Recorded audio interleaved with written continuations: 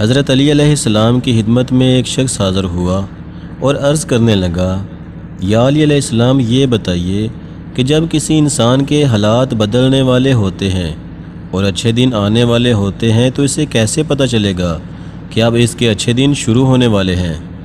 حضرت علی علیہ السلام نے فرمایا کہ اے شخص، جب کسی انسان پر اچھا وقت آنے والا ہوتا ہے تو اس کے اندر 5 نشانیاں ظاہر ہوتی ہیں۔